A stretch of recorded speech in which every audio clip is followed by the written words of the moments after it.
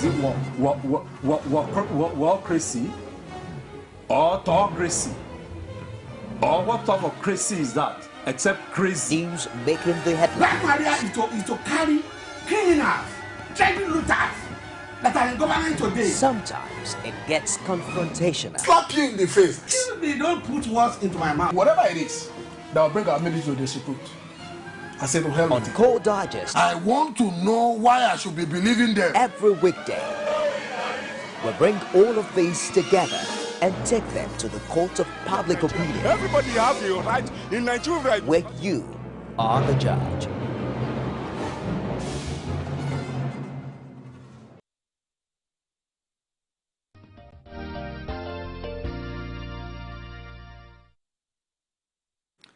It's a beautiful Wednesday morning here in Lagos. Good morning, everyone, and thank you for joining us on Core Digest. It's an abridged version of the show this morning, so let's get down to it. We kickstart with stories making headline in Nigeria. Well, unfortunately, I have to report again that there's been a bomb blast that rocked Sabon Gari town in Borno State, northeast Nigeria, yesterday. No fewer than 47 people, mostly traders, were on Tuesday killed, with several others sustaining injuries when some terrorists suspected, some suicide bombers suspected to be terrorists invaded Sabon Gari community market of Damboa local government area of the state. The explosion ripped through the weekly market in the village of Sabon Gari, about 135 kilometers south of Borno State capital Maiduguri, during peak trading. So that's it, and we can but keep hoping that this tide gets the required solution, especially with the renewed effort of the current administration in fighting insurgency in Nigeria. Well, Mr. President Muhammadu Buhari has directed the Ministry of Special Duties and Intergovernmental Affairs to intensify efforts to reunite families whose members are currently scattered in different camps of internally displaced persons. Last week, we shared with you the condition of a particular IDP run by a Christian organization in Edo State. The fact that there were challenges with the healthcare provision of these children. Of course, the report that reached us yesterday was that there was an order from above to relocate these children from Edo State back to northern Nigeria, and that indeed was greeted by some protest from children in these camps who would rather stay put where they are than travel or be relocated back to the northern part of the country. Well, the good news, however, for them would be that Governor Adams Oshiomhole visited this camp, promised to build schools and provide healthcare facilities for them, saying that indeed they are Nigerians and that they can also stay back in Edo State. Of course, there are information that the children refused to relocate, an instruction that came in from the federal government. We're also hoping to be able to speak with the missionary who's in the meeting as we speak. If his chance, we can speak with him in the course of the show and find out update on that particular IDP in Edo State. Well, back to my initial report, Mr. President expressed this concern about the well-being of children in the camps, and he said that appropriate mechanisms must be put in place to ensure the proper upbringing of the children so that they don't grow up to become another national problem. And that's been one big challenge we've been talking about for a while now. The fact that it's important for the federal government, state and local government, as well as all other government agencies, to prioritize the welfare of children and women in all the internally displaced camps scattered across the country. There's a need for a reasonable, portion of the nation's resources to be directed for the welfare of these people. Mr. President spoke after receiving a briefing from the Permanent Secretary in the Ministry of Special Duties, Jamila Shuara, and also called for a follow-up on the supervision and audit of constituency projects. Officials of the Ministry of the Federal Capital Territory also briefed President Buhari and Vice President Yemi Osinbajo at the presidential villa yesterday. At the end of the briefing, Vice President Osinbajo urged the MFCT to explore alternative sources to boost its revenue base and reduce its dependence on the currently lean resources coming from the federal government. Now, we're turning our attention to efforts of this administration to rebuild Northeast, especially those parts of the country that have been destroyed, so to speak, by the activities of insurgents in that area. We're talking about rebuilding homes, rebuilding schools, rehabilitating people who have become victims of those circumstances. Well, Senate President Bukola Saraki has placed the burden of rehabilitation and reconstruction of areas devastated by insurgents in the Northeast on the international community. He made this known to the visiting ambassador of South Korea, Nokuduk, and the India High Commissioner to Nigeria, Gan Nashiham, who visited him separately in the Federal Capital Territory.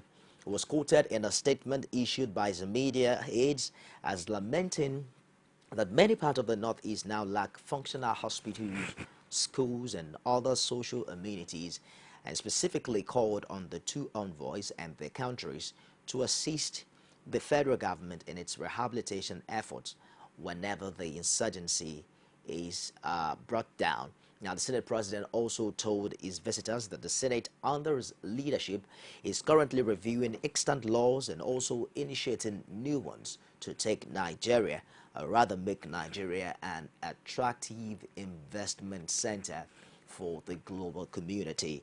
Earlier, the South Korean ambassador noted that the Senate President had already proved himself as governor of Kwara State, and on the spot, the Indian High Commissioner to Nigeria said this country desires improved business relationship with Nigeria, having sustained mutual understanding even before the two countries became independent. Now, all of these boils down to what the government is doing as regards rehabilitating the internally displaced persons. Now, it's not just about giving them food, providing shelter. There are many who are yearning to go back home. But just like the children in Edo State, we shared pictures of them with you earlier. I'm sure we still have them right there, and that will pop up on your screen any moment from now, who protested yesterday the news of being relocated back to northern Nigeria. And these are all of the issues propping up the fact that there are no infrastructures on ground, basic amenities that have been destroyed by the insurgency and activities of Boko Haram group, and the fact that the safety and the security in that region is not also guaranteed. But good news would be also that the Edo State governor already promised these young ones the fact that they can stay back in that part of the country, and also promised to provide certain basic amenities, even provision of education in the form of building schools to help them. Now, away from that, members of the National Peace Committee on Tuesday held a closed-door meeting with President Muhammadu Buhari in continuation of what the group described as nationwide consultation exercise. Now, the committee, led by former head of state Abdulsalam Abubakar, seized the opportunity to urge the president this time to ensure that his administration follows due process in its anti-corruption war. The members, however, denied suggestions that they have been working on securing a soft landing for former President Goodluck Jonathan. Catholic Bishop of Sokoto, Bishop Matthew Kuka, spoke on behalf of the committee at the end of the meeting in the presidential villa, Abuja. We now know those elections were very successful. And we've come here just to have further conversations with the president to get a bit of updates about the relevance of the Peace Committee itself, and how we can help to nurture what God has given to us. It's heating up the polity. I think even in our conversation with President Jonathan, in our conversation with the members of the parties, I don't think any Nigerian is against, is in favor of corruption or is against, the president's commitment to ensuring that we turn a new page. I think what we're concerned about genuinely is process. This is a democracy. It's no longer a military regime, and that under our existing laws, everybody is innocent until he's proven guilty. So again, our commitment, as I said, is not to intimidate or to frighten anybody. The president, the former president's commitment and what he did still remains spectacular. I think that President Buhari himself and everybody else appreciates that. So our effort really is to make sure that the right thing is done. Catholic Bishop of Sokoto, Bishop Matthew Kuka there. Now, there's been an ongoing, how do I put it now, battle of school of thought as regards the real motive behind the National Peace Committee visiting Mr. President. You recall that before now we've had ex-President Olusegun Obasanjo, of course, ex-President Goodluck Jonathan visit Mr. President at the Aso Rock. Now, there's this issue of a peace deal that was agreed upon between both parties. The fact that, of course, I created a good atmosphere for a smooth transition, and so you should not probe me. Now, you also heard the bishop there talking about the roles that the ex-president Goodluck Jonathan played, just before he left office. It described it as being spectacular, and he's talking about the process and the ongoing anti-corruption stance of Mr. President. There are many Nigerians who are waiting to hear names, just like the Edo State governor said after their visit to the United States, that the U.S. had given them certain names of ex-ministers under the Jonathan administration who were responsible for oil theft in the country. Now, there are people who are also saying, how do we exonerate the political leadership in that administration, even when some ministers are alleged to be corrupt? Well, it's getting interesting. I had a guest in the last show we had who talked about how this is a big dilemma for the present administration, and this is the point where that statement, "I belong to no one and I belong to everyone," is going to be tested, and how feasible really it is for Mr. President to fight a good fight in the ongoing anti-corruption war in Nigeria. You recall that a constituted a 7-man committee headed by the human rights activist and professor of law Ise Sage, and we're hoping that this would not also continue in the trend of committees that are formed but then that do not, they call them dogs that can bark but that cannot bite. You recall also the Ekiti State Governor Ayo Fayoshie telling Mr. President to the face that why not start your anti-corruption war within your party. You and I are going to be here as we watch keenly how all of these indeed unfold. Now, the presidency has said that the trial of persons found to have stolen public funds will begin in a matter of weeks. Now, it's getting quite interesting. On one side, Nigerians are eager to see how all of these go. At the other hand, Nigerians are also saying, well, we hope this is not what this government is really going to do. We hope that they're going to pay attention to basic amenities. We hope that indeed they are going to remember the promises that they were going to give a free lunch, provide free education, as well as giving some stipends to unemployed Nigerians. A special advisor on media and publicity to the president, Femi Adesina, quoted as principal as saying that while that it's important, of course, he was saying this while addressing members of the National Peace Committee that was led by General Abdulsalami Abubakar in the presidential villa. He said in a statement that President Muhammadu Buhari told the committee members that Nigerians would soon know who should change them when they are taken before the law courts. Additional quoted the president as telling his guests that the federal government would not only ask for the return of stolen funds stashed in foreign banks, but would also ensure the trial of those who stole the funds. He added that the Buhari administration was diligently getting facts and figures on the stolen funds before proceeding with a trial of identified culprits.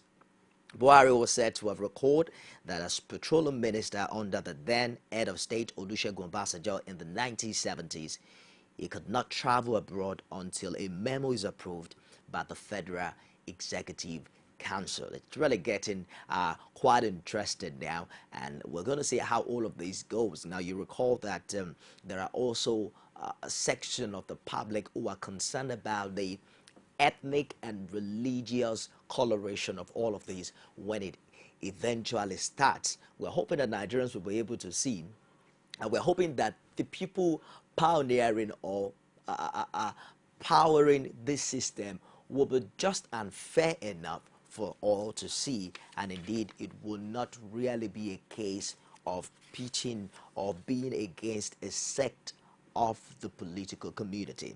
Now, Commonwealth Secretary General Kamala Sharma on Tuesday formally invited President Muhammadu Buhari to the heads of state, heads of government meeting slated for Malta in November this year. He also used the opportunity to commend Nigeria on its successful election, as well as the consequent handover of power from an incumbent president to an opposition candidate. The Commonwealth scribe spoke with State House correspondent after the meeting with President Buhari. Preparations that are underway for the Commonwealth Head of Governments meeting, which is going to take place in Malta in November this year, and I was able to do that. I also offered my congratulations on the very impressive way in which the elections were conducted, and also the democratic change of government which took place. It was a great Commonwealth moment. In the inaugural address, it is very clear the roadmap that has been created by the Honorable President moving forward has very clear elements in it for partnership, for those agencies outside who feel that the values which are expressed in that statement are those that are compatible in partnership with them.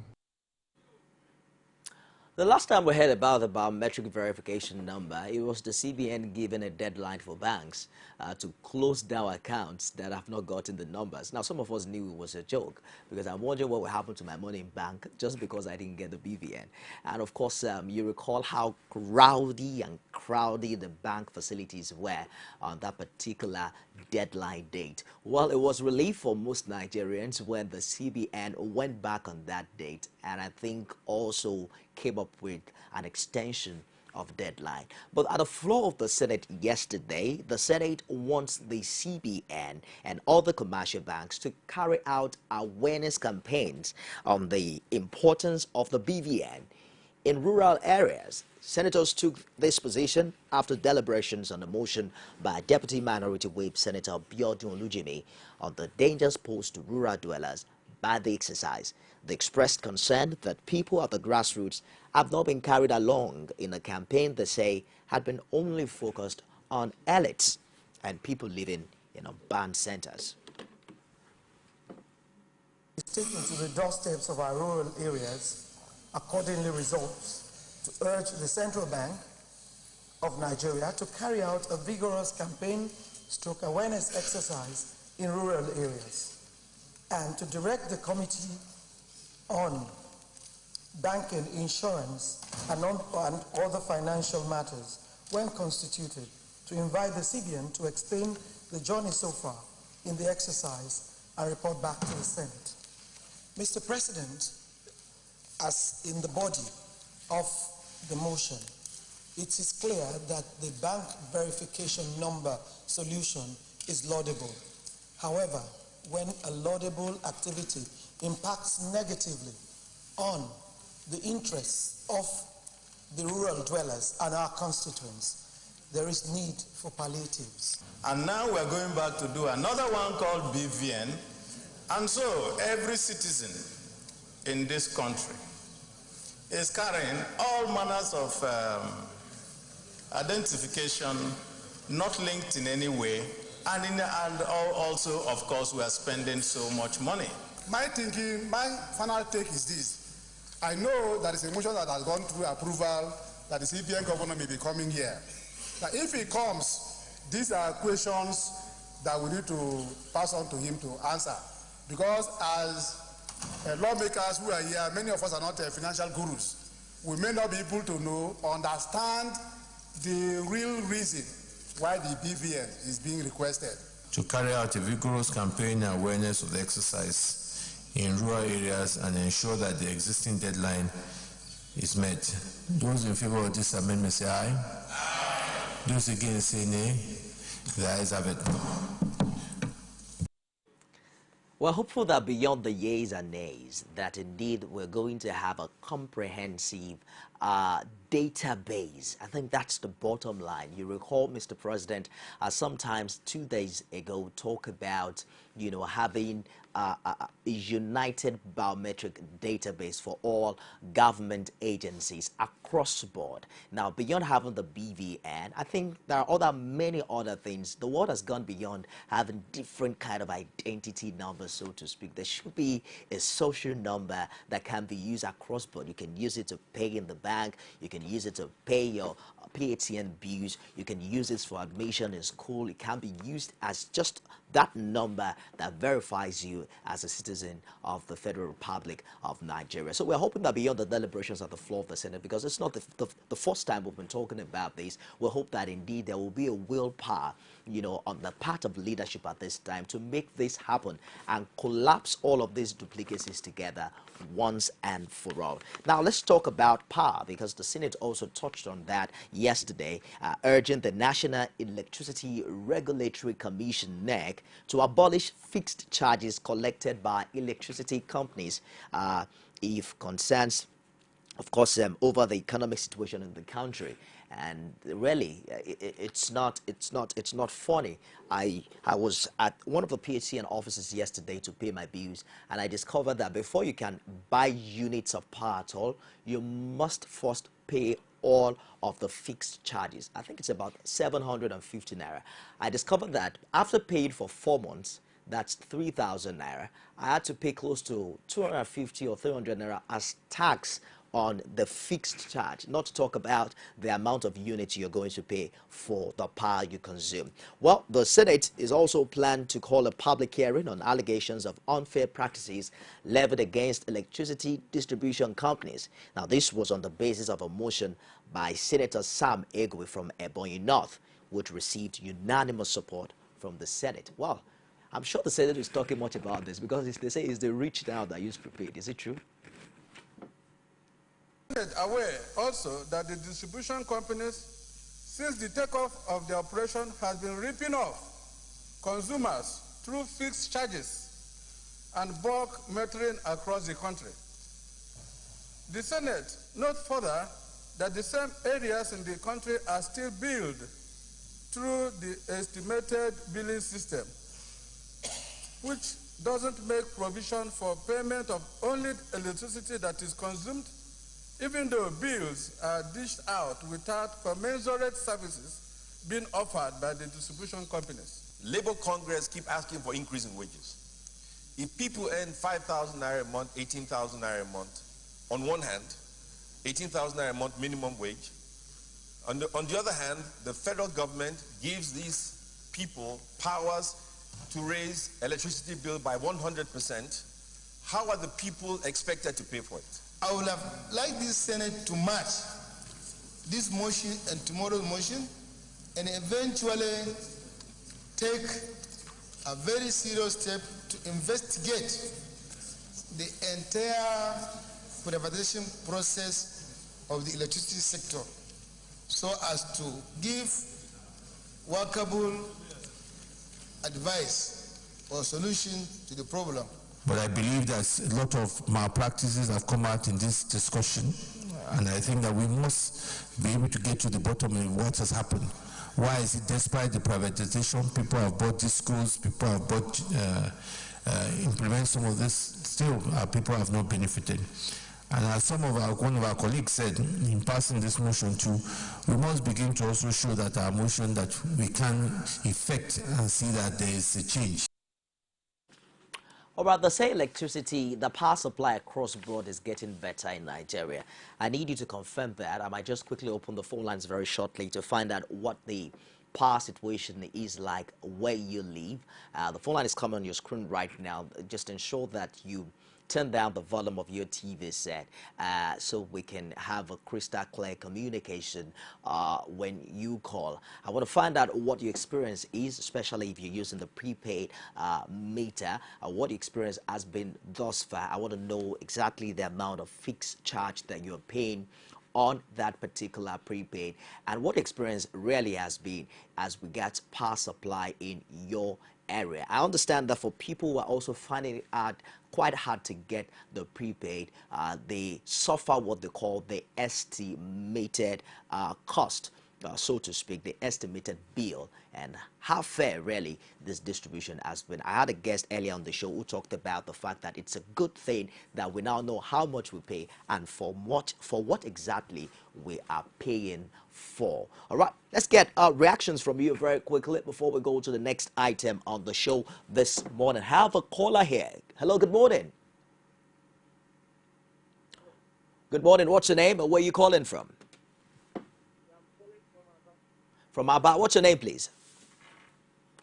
My name is Kevin. I'm calling from Aba. Calvin from Aba. Now, tell me exactly what the situation is like in Aba as regards power supply. Okay.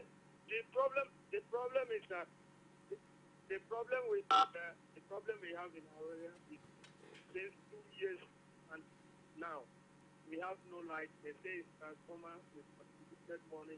After every week, they say one or eight company there and URA hospital will provide light for us. So after everything, after all is done, we are still singing the same song. Then later, they join us with one red transformer.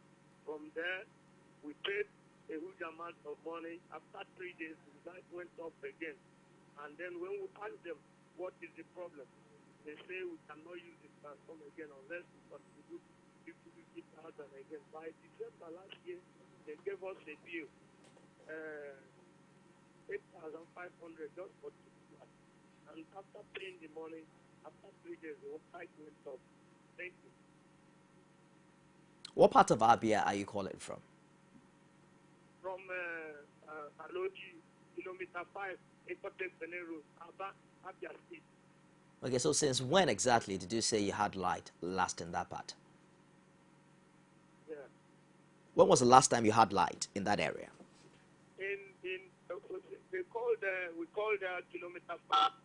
It was last year November. Do you use prepaid or do you use prepaid meter? What do you say? I'm asking if you use prepaid meter in that. We don't have prepaid meter. We don't have prepaid meter. Okay.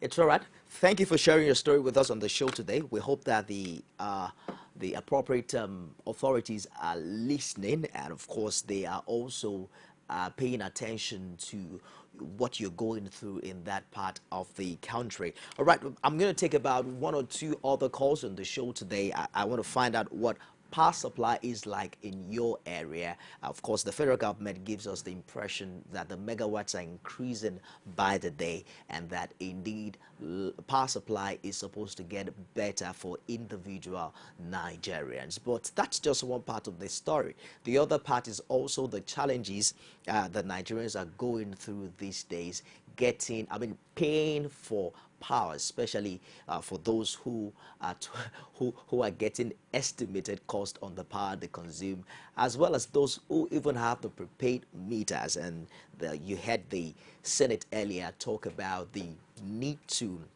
let go of the fixed charges. They called it abolishing the fixed charges collected by these electricity companies. One of the lawmakers talked about the fact that how do you justify the fact that the minimum wage is fixed and then the bills are on the increase? How do you expect Nigerians to pay for that? Of course, there are people who are saying, well, is it not better that we pay more and then we get light, or we don't pay at all and then we don't get any light, so to speak? Let's have your opinion on the show as regards all of this. Hello, good morning.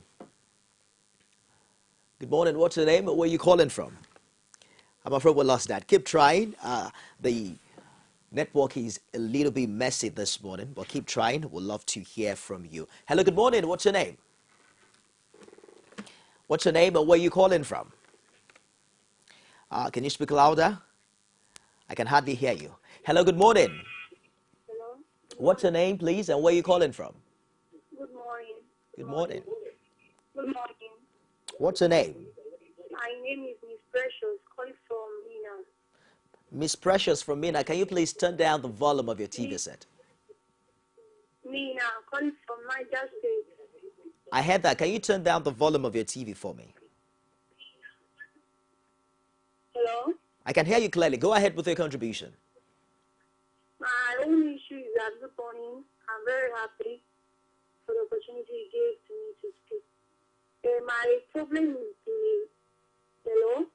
I'm with you, Hello? Precious. I'm with you. Go ahead with the contribution. Are you hearing me? Yes, we can. My problem is that we are having the prepaid.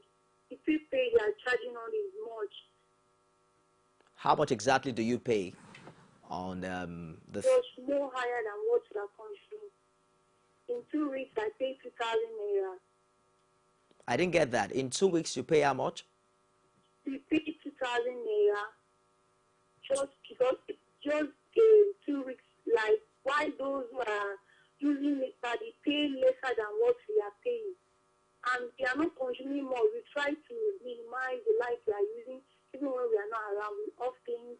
We don't on things always. So I don't know why it's so charged like that. It's running more faster than what we could think normal bill should be. It's all right. I think you should make more inquiries, Precious, because this is exactly how it works. Even if you pay 2,000, it's very likely that out of the 2,000, 750 is for the service charge, what they call the fixed charge. So all that you are paying, you might just be you must have paid 1,250 to get a particular unit. I paid about 2,000 naira yesterday, and I could only get 196 units. Now, what it means is that you probably could have gotten less, and it depends on the kind of things you use at home. That would determine how much power you consume. So you might want to make inquiries from your service provider, I mean, your power provider, if I can put it that way, to find out exactly what you're consuming. Hello, good morning. Good morning, sir. What's your name and where are you calling from? Oh, I'm Holy Boy by name, calling from Cross River. Holy Boy from Cross River. Yes, River. I hope you are truly holy. Please go ahead with your contribution. Okay. The part is now 5 years, 3 costly, but even when it's costly, the part is not easy. We are not trying to do it too much here. I can hardly hear you. I'm sorry about that. You can call us back if you can. All right, we'll take a break here, and when I come back, we'll find out what the top stories are today on some of Nigerian dailies. Stick around, don't go away. Some pundits believe that as long as the political system is driven by selected few, corruption may be difficult to fight. Be careful about what you say. I am not the only politician. Even if I've wronged anyone, it's time to forgive me. Political Arena every Sunday at 9:15 p.m. and a repeat broadcast every Tuesday